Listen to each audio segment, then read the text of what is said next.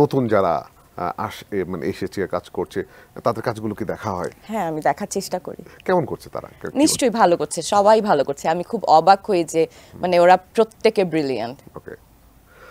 আরেকটা জিনিস হচ্ছে কি, নতুন একটা জেনারেশনের পাশাপাশি পরিচালক নতুন এসেছে কিছু, তারাও কিন্তু অনেক এক্সপেরিমেন্টাল কাজও কিন্তু করছে, যেগুলো আসলে আমরা সিনেমাতে অনেক সময় ভাবি না, যেগুলো নাটকের মধ্যে পোর্ট্রেট করা হচ্ছে। শর্ট ফিল্ম করছে, নাটকে করছে, অনেক মানে ভ্যারিয়েশন আছে এখন কাজের। ওকে। তো আমাদের একটা সময় হচ্ছে যে কলকাতাতে কাজের একটা জায়গা ছিল, যেহেতু গ্লোবাল মিডিয়াটা অনেক মানে পুরো গ্লোবালি হয়ে গেছে, তো এই জায়গা থেকে কাজের জায়গাটা অনেক বড় হয়েছে। তো বাহিরের কাজগুলো কিও দেখা হয় মানে? হ্যাঁ, যতখানি সময় পাই আসলে কাজ দেখার সাথেই তো আমার সবকিছু সম্পর্কিত। আমার লেখাপড়া, আমার প্রফেশন, যেহেতু দুইটাই বাই লাখ এক হওয়ার সুযোগ হয়েছে, তো আমি এর মধ্যেই কম বেশি থাকি। কিন্তু আমি আবার পড়তে বসলে তখন আবার ওগুলা একটু মিস হয়ে যায়, ওইটা হয় আর কি।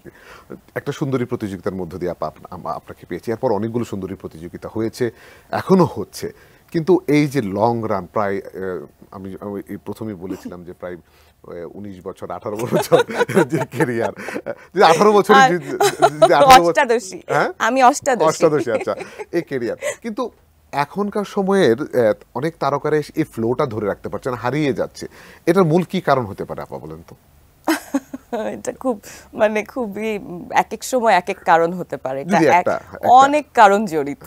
কোনটা মানে স্পেসিফিকলি যে আসলে নতুনদেরকে তো মানে নতুন কি, আমরাও তো নতুনই ছিলাম, মানে এতদিন ধরে কাজ, যখন নতুন কাজ করেছি তখন নতুনই ছিলাম। কখনো এইভাবে তো চিন্তা করিনি যে আমি সারা জীবন কিভাবে পার করব। আমি একটু একটু করে একটা কাজ ভালো করার চেষ্টা করেছি, আরেকটা কাজ এসেছে, আরেকটা কাজ ভালো করার চেষ্টা করেছি, এভাবে এভাবে প্রতিদিন প্রুফ করে করে।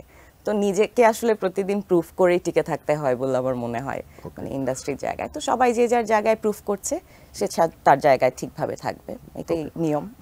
তো মমা আবার একদম প্রথম দিকে আমরা যে পরিচয়টা জানি, প্রায় 10 বছর ব্রাহ্মণবাড়িয়া থেকে এসে নাচ, ছোটবেলায় নাচ শিখে গিয়েছে, নাচের একটা বড় কেরিয়ার আছে।